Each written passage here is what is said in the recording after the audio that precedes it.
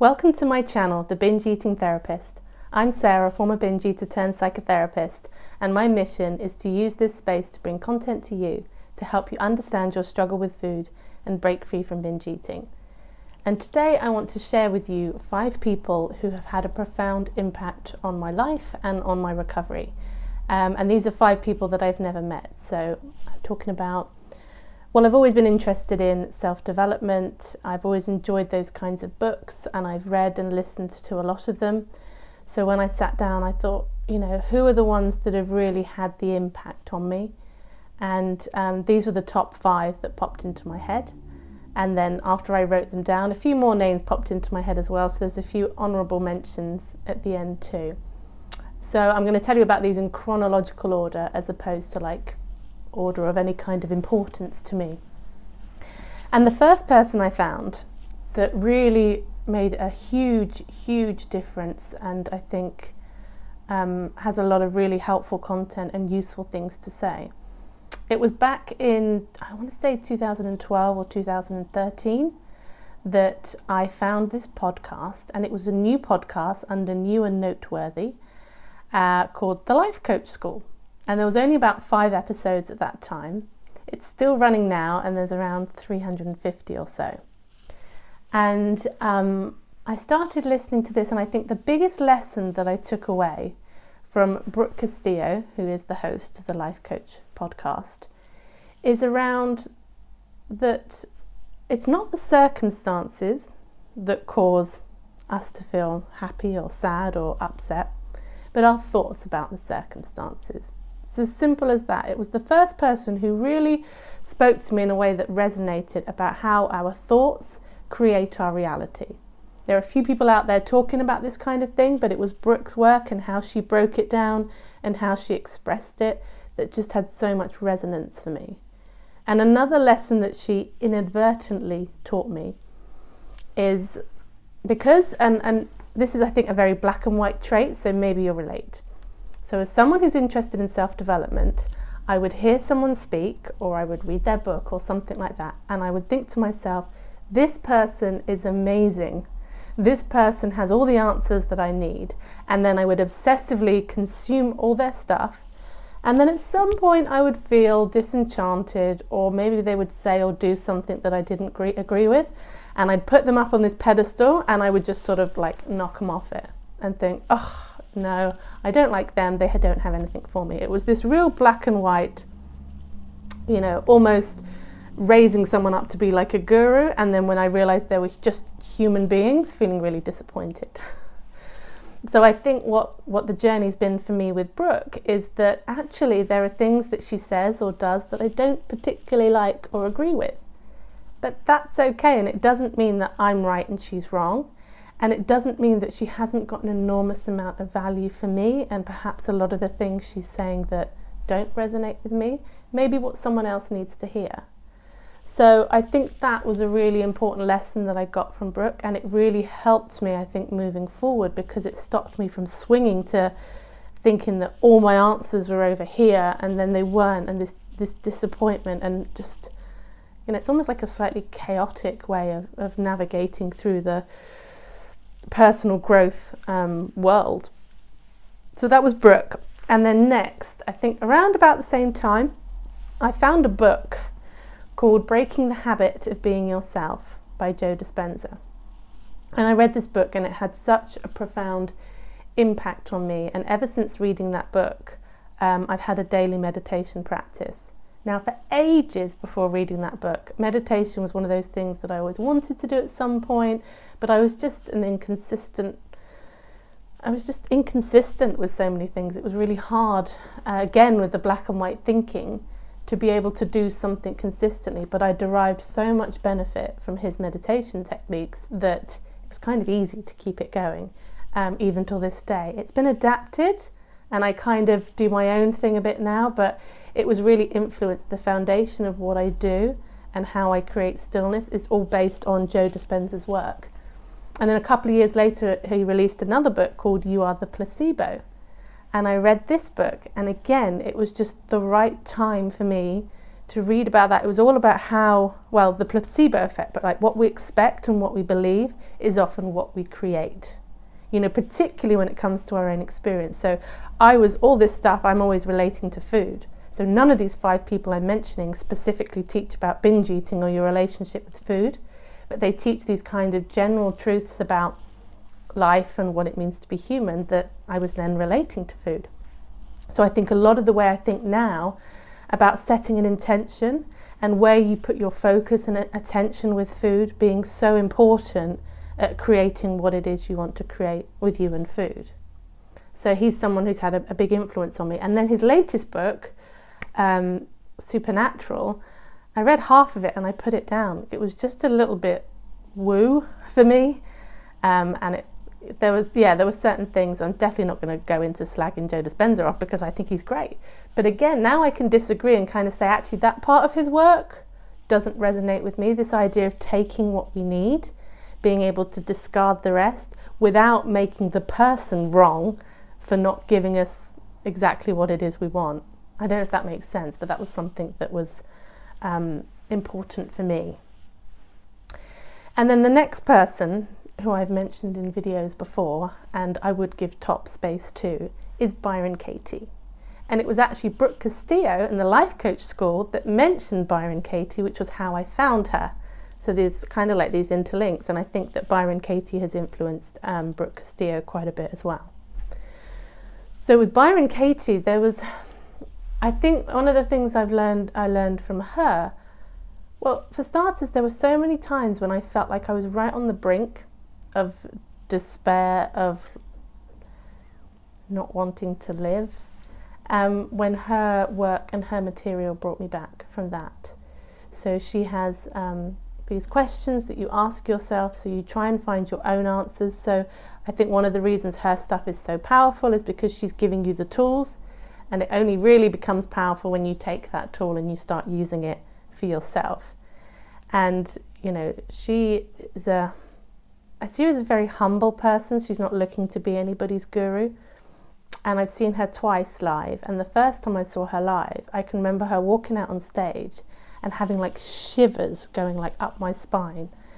And I think I'd kind of put her on this pedestal. I was starting to do this, right? And thinking that she must have some kind of magical powers to make me feel this way.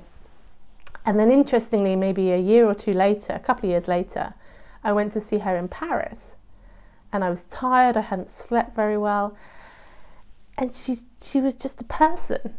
And she often talks about, you know, what we're seeing in other people is a reflection of what's going on in us. So she doesn't take praise seriously. She doesn't take criticism seriously, because it's all like a projection, right? She often says, you know, no one's really met anybody. Like we have these stories about people, and the stories I had about her one day was very different to the story I had about her later on. So I could see her for her humanness and still see the incredible value of her message without needing to turn her into someone who's got some kind of magical answers. And it was through doing her work that I was able to transform a really difficult relationship in my life that had been difficult for a long period of time.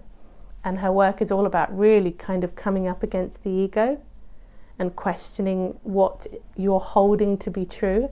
And that's painful because the thoughts and the stories we have, we believe them, right? When we think somebody is, fill in the gap, or somebody did that because, we think we know it as if it's a fact.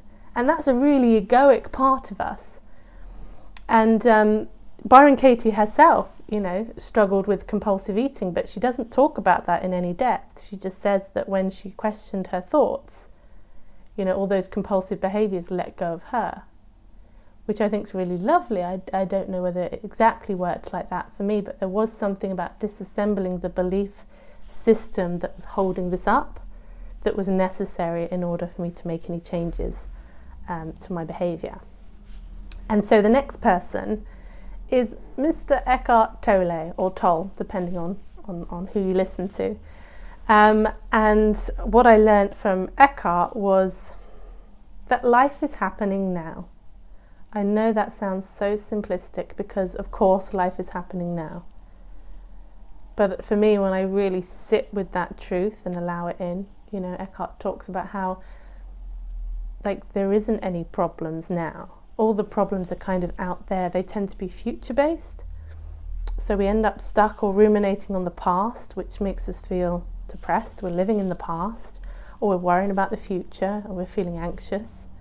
And actually, like, we're not here. When we're here, really present, it's quite a restful, calm place to be. And he's another one that I've been to see live. And I saw him on the South Bank, and he just comes out, sits in the middle of the stage, and just sees what comes up. There's no preparation. He's that present in the moment that he just works with whatever comes up. And I really like that, because whenever I've done speaking events, I don't tend to prepare particularly thoroughly. And I always thought that was a slightly chaotic part of my nature. But actually, I think for me, because I think I navigate the world through my emotions, I kind of want to talk or speak in how I feel in the here and now. And it's almost like seeing Eckhart do it gives me permission to do that. I don't have to be this organised person with a 10-point plan. I can just go and speak with what feels true for me in the moment. I don't know if that makes sense, but so Eckhart's work I find really helpful, and he's got a lot of stuff on YouTube as well. It doesn't have to be books. And his, again, it's a lot about letting go. So I think I've learned a lot about letting go of what I want to happen. I think has been a big lesson through Eckhart, which doesn't mean, I think my fear was if I let go and just accept the way things are, I would never do anything. And that just hasn't been my experience. I can't speak for everyone. I think it's something we have to find out for ourselves. And the last one was somebody that I only found fairly recently. And it's a guy called Robert Holden. And I found Robert last summer when I was writing my book. And I took myself off for a weekend, and I stayed in this little gypsy caravan, and I had no internet or phone signal. And the only piece of entertainment I allowed myself to take, I thought I'll take one book. And I don't know how I found his book, probably just on Amazon or something, but he's written a book called Shift Happens. And I was listening to it, I had it on audio. And when I was listening to it, he has this chapter about pathological independence. And I don't know if you've ever heard or read something that's literally stopped you in your tracks. That's what it was for me when I heard Robert talking about pathological independence. Because I think part of my story has always been around not wanting to be a burden, not wanting to be needy. So I've kind of prided myself on being independent and capable. And I always thought that that was a strength. And Robert just smashed all that to pieces. So when I listened to it, he was talking about, not that there's anything wrong with being independent, I just want to say, but like anything, there's a scale. And I think I'd gone too far down one end of the scale. So by pathological independence, he says that the person who's pathologically independent will be like, there are billions of people on the planet, but there's nobody who could understand and support me. And the pathologically independent person wants to be the god of their own lives. And those two kind of phrases, I think, just really struck at my core. They really resonated. And I think it's probably where I am right now, actually, is working on being a little less independent and a little more vulnerable. Like, I'm okay with vulnerability up to a point, but I still want to kind of control the vulnerability a bit like on these videos. I could be vulnerable on these videos, and if I watch it back and I don't like it, I can just edit it out, right? I might edit this bit out, but and it just made me think about Brene Brown then, because she talks about vulnerability is really that taking a risk without knowing how it's going to be received. And that, I think, is possibly where I am now, trying to navigate my way with that. So these are the 5 people. I'm going to do my honourable mentions, because there are like another 10 people, I think I've got 10 here, 10 people that I want to mention who've had such a profound impact. And I think that, I don't think, when we're stuck in a self-sabotaging cycle, I don't know if it's possible to get out on our own, because it's just us with our mind, right? So we're going round and round in a circle. So one of the things I love about the times that we live in is that there's so much information out there. There's so much ways of, you can find out about any of these people for free just by searching them on YouTube and watching them talk about stuff. You don't even have to buy any of their things, right? And so I think that by listening to people who've got something really interesting or something different to how you've been thinking to say, opens up new possibilities of thinking. And at least that's been my experience through kind of immersing myself in the world of self-development, which can have a bit of a bad rap because self-development on its own can become a bit of a, not like an addiction, but like chasing to feel good enough. It can be destructive like anything. It can be for good or bad.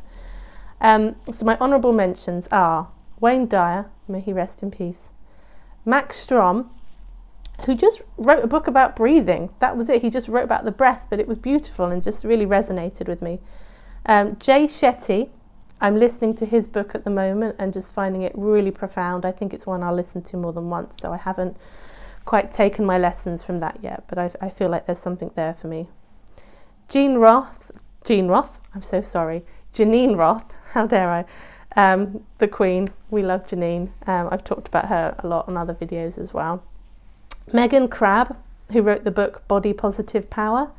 Although I was recovered by the time I read that, it really put a last piece in the puzzle for me around body image, which I found really powerful. Wim Hoff, he is so much fun. Look him up. And he has this breathing technique, which for me I think is just amazing. Just amazing. Anita Moorjani, I've listened to her book a couple of times, and when I found Anita and read her book, it just totally removed my fear of death. I'm just not afraid of dying anymore. I don't mean that in any kind of morbid way at all. I just feel really accepting and peaceful about my mortality. Brene Brown, need I say more? And Adriene Mishler, who I see every day when I do my yoga. And because I see Adriene every day on my telly, I feel like we're friends. So she's one of those people that I never ever want to meet because she won't know who I am, and that would be really upsetting for me. Anyway, those are my people, and I'd be really curious if there are any people who come to mind for you, any people whose books or content that you read that really, really help. If you're up for sharing them, pop them in the comments below. I'd love to hear who's out there having an impact on you. But anyway, that's it for today. See you on the next video.